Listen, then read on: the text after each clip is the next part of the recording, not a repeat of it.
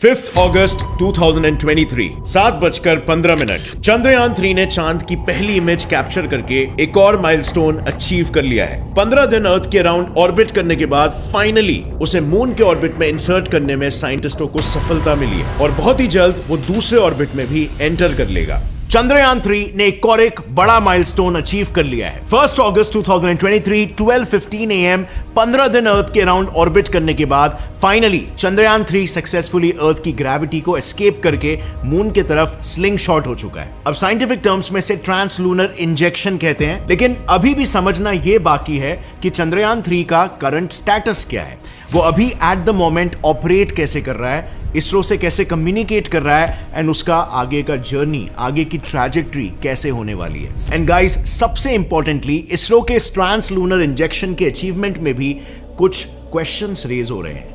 देखो, नासा के Apollo mission को मून तक पहुंचने में 4 दिन लग गए थे। यूएसएसआर के लूना 1 ने तो लैंडिंग केवल 34 आवर्स में ही कर दिया। तो फिर इसरो को इस मिशन को पूरा करने के लिए इनसे 10 गुना ज्यादा समय यानी कि 40 दिन का समय क्यों लग रहा है? वेल, इसके पीछे प्रॉपर साइंटिफिक रीजंस है। दरअसल इन कंट्रीज ने अपने मिशन को डायरेक्टली मून के ऑर्बिट में ही लॉन्च करवाया था और ये लोग ऐसा कर पाए थे बिकॉज इनके मिशन के बजट्स हेवी थे, तो जो लॉन्चर्स थे वो भी काफी ज्यादा फ्यूल कैरी कर सकते थे। लेकिन जैसे कि आप सभी जानते हो, कम कॉस्ट में मैक्सिमम और सक्सेसफुल आउटपुट देना इसरो की हमेशा से ही खासियत रही है और इसी बात को ध्यान में रखते हुए इसरो के साइंटिस्टों ने चंद्रयान 3 के लॉन्चिंग में भी मंगलयान के लॉन्चिंग में जो टेक्निक का इस्तेमाल किया था, जिसमें कि कम अमाउंट ऑफ फ्यूल में भी काम हो जाए, बेसिकली बस यही यूज किया है। इसमें चंद्रयान 3 अर्थ के अराउंड सबसे पहले 5 बार ऑर्बिट करेगा और फिर किसी स्लिंग शॉट की तरह मून की ग्रेविटी का इस्तेमाल करके उसकी तरफ वो फेंका जाएगा। एक्चुअली डायरेक्ट लॉन्चिंग में होता क्या है कि क्योंकि 1 गो में ही सैटेलाइट को सीधा लॉन्च करना होता है, इसीलिए ज्यादा थ्रस्ट की जरूरत पड़ती है और उसके लिए भारी मात्रा में फ्यूल लगता है, which leads to increase in budget। लेकिन इस टेक्निक में सिर्फ ऑर्बिट चेंजिंग के लिए ही फ्यूल की जरूरत पड़ती है और इसीलिए जहां पर अपोलो की डायरेक्ट लॉन्चिंग के लिए उसे 4,40,000 किलोस का फ्यूल लगा था, वहीं पर चंद्रयान 3 उससे 15 गुना कम फ्यूल यानी कि सिर्फ 27,000 किलोस में इस मिशन को पूरा करने वाली है। और इसीलिए अपोलो को जहां पर एक रॉकेट भेजने के लिए 2,919 करोड़ लगे थे, वहीं पर चंद्रयान 3 ये मिशन सिर्फ 615 करोड़ में हो पाया है। अब भले ही बजट कम हो, लेकिन इसरो के एक्स चेयरमैन जी माधवन नायर के मुताबिक इतना कम बजट होने के बावजूद भी इसरो का सक्सेस रेट बाकी कंट्रीज से 50% ज्यादा है। In fact famous ISRO scientist Nambi Narayan ji का तो ये कहना है कि चंद्रयान 3 डेफिनेटली सक्सेसफुल होगा इस बार, और ऐसा इसीलिए क्योंकि इसरो अपनी गलतियों को ध्यान से आइडेंटिफाई करता है और फिर उन पर ही काम करके अगले मिशन को अंजाम देता है। और इस पर्टिकुलर मिशन के लिए भी current ISRO chairman S Somnath के मुताबिक भी चंद्रयान 3 में उन्होंने हर उस चीज पर बारीकी से ध्यान दिया है जिसकी वजह से चंद्रयान 2 फेल हो गया था। इसके लिए उन्होंने लॉन्च के 3 दिन पहले लॉन्च रिहर्सल भी की थी। सो 11 जुलाई 2023 को इसरो साइंटिस्टों ने मिशन की लॉन्च रिहर्सल भी की थी, जिसे वेट ड्रेस रिहर्सल भी कहते हैं। इस प्रोसेस में व्हीकल यानी कि रॉकेट को लॉन्च पैड पर लोड किया जाता है और सारे कम्युनिकेशन सिस्टम्स, प्रोटोकॉल्स सेटअप किए जाते हैं, जिसके बाद काउंटडाउन का सिमुलेशन स्टार्ट होता है, मगर रॉकेट को इग्नाइट अभी तक नहीं किया जाता। इससे बेसिकली होता यह है कि सारे सिस्टम्स प्रॉपर्ली काम कर रहे हैं कि नहीं ये चेक हो जाता है और अगर कोई प्रॉब्लम हुआ तो उसे लॉन्चिंग के पहले ही सॉल्व कर दिया जाता है। And most of the time इसी प्रोसेस पर मिशन का सक्सेस डिपेंड भी होता है, क्योंकि 2022 में जब आर्टेमिस 1 की वेट ड्रेस रिहर्सल शुरू थी, तब नासा के साइंटिस्टों ने तभी ही हाइड्रोजन लीक की प्रॉब्लम को डिटेक्ट कर लिया था, जो अगर डिटेक्ट नहीं होता तो शायद वो मिशन सक्सेसफुल ही नहीं हो पाता। बट फॉर्चुनेटली कोई प्रॉब्लम डिटेक्ट नहीं हुई और इसरो के साइंटिस्ट असली रॉकेट लॉन्च की तैयारी में जुट गए।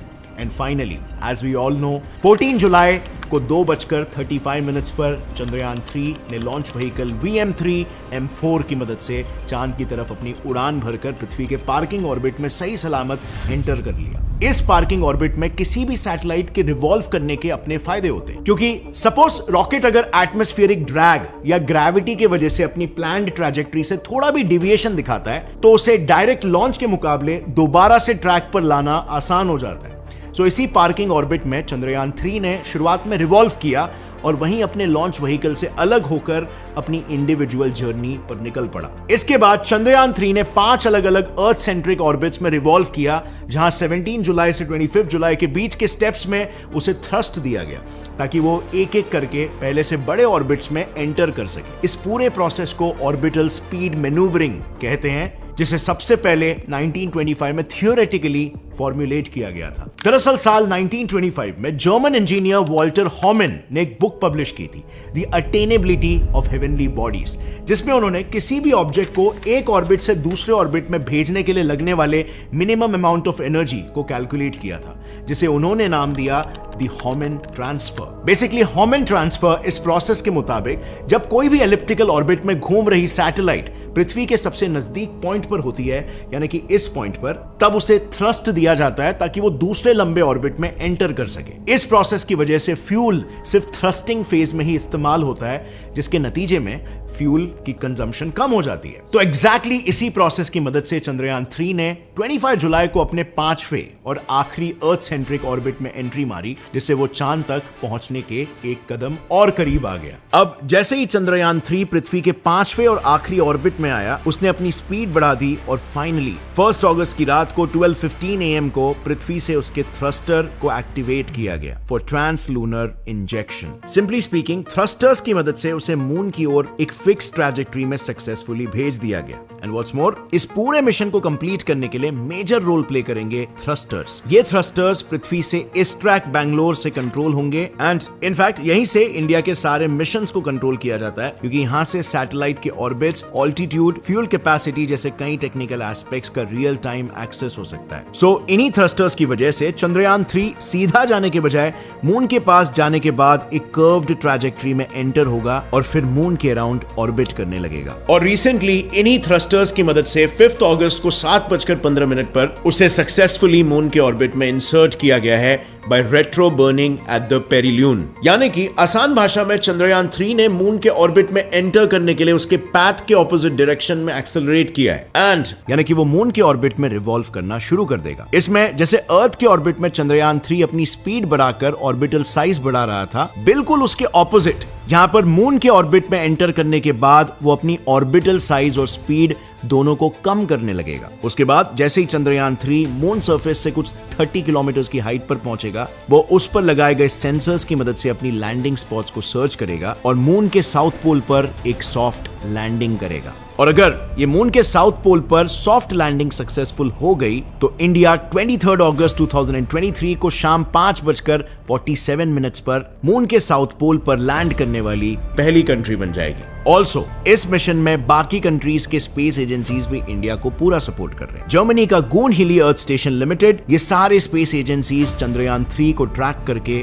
उससे आए हुए सभी डेटा को इसरो के साथ शेयर कर रहे हैं, क्योंकि अल्टीमेटली इस सब से सिर्फ इसरो को ही मदद नहीं मिलेगी, बल्कि ESA के according international space flight collaboration को भी बढ़ावा मिलेगा। But let me ask you, what about the missions after Chandrayaan? Chandrayaan के बाद इसरो के कौन से मिशन अलाइंड है और उसमें एग्जैक्टली क्या होने वाला है? सो जैसे ये मिशन फिनिश होगा, वैसे ही इसरो अपने नेक्स्ट मिशन गगनयान को लॉन्च करने की तैयारी शुरू कर देगा, जिसमें एक ह्यूमनॉइड रोबोट होगा कॉल्ड वायोमिट्रा। ये एक AI एनेबल्ड रोबोट है जिसे लॉन्चिंग के बाद रॉकेट में होने वाले वाइब्रेशंस और शॉक वेव्स को स्टडी करने के लिए भेजा जाएगा। इसे इस तरह डिजाइन किया गया है कि हर एक प्रॉब्लम और सक्सेस पर ये किसी ह्यूमन की तरह ही फेशियल एक्सप्रेशंस देकर उसे बयां करेगा। इसके साथ ही ये ह्यूमनॉइड डिस्प्ले पैनल को ऑपरेट करके पृथ्वी पर साइंटिस्टों के साथ कम्युनिकेट भी करेगा। लेकिन इसके अलावा इसरो के स्पेस मिशन सिर्फ मून तक ही सीमित नहीं रहने वाले।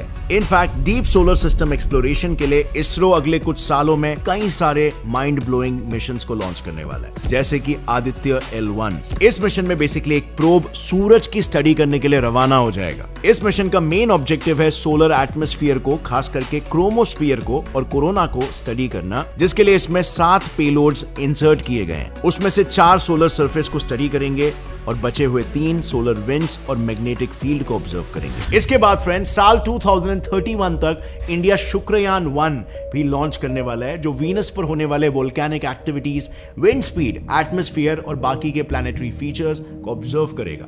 एंड फाइनली शुक्रयान 1 के बाद अगला मिशन होगा मंगलयान 2, जो मंगलयान 1 के मिशन को कंटिन्यू करेगा आगे। ऐसा इसीलिए क्योंकि फ्यूल और बैटरी खत्म होने की वजह से मंगलयान का इसरो के ग्राउंड स्टेशन के साथ कांटेक्ट टूट चुका है और इसी के साथ मिशन भी वहीं पर खत्म हो गया।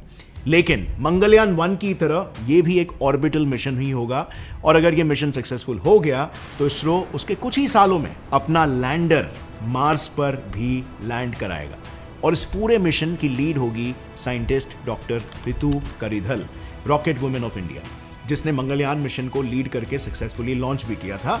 एंड मंगलयान मूवी जो अगर आपने देखी है तो उसमें विद्या बालन का जो कैरेक्टर है वो भी इन्हीं से ही इंस्पायर्ड था। लेकिन friends, do you know over here Akshay Kumar का कैरेक्टर किससे इंस्पायर्ड था?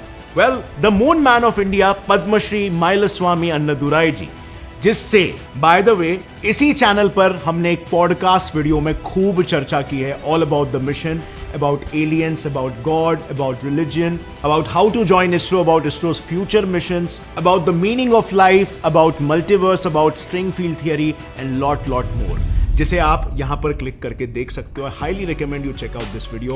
बहुत ही इंटरेस्टिंग कॉन्वर्सेशन है एक ट्रू जीनियस साइंटिस्ट के साथ। And with that said friends, that's all for today. अगर ये वीडियो अच्छी लगी तो एक लाइक जरूर ठोकना। गौरव जी ठाकुर इंस्टाग्राम आईडी पर मुझे फॉलो भी कर लो, क्योंकि मैं वहां पर आपको अपडेटेड रखूंगा और आपके जो क्वेश्चंस वगैरह है उन्हें भी आंसर करने की कोशिश करूंगा। See you next time. तब तक के लिए as always stay curious, keep learning and keep growing. जय हिंद।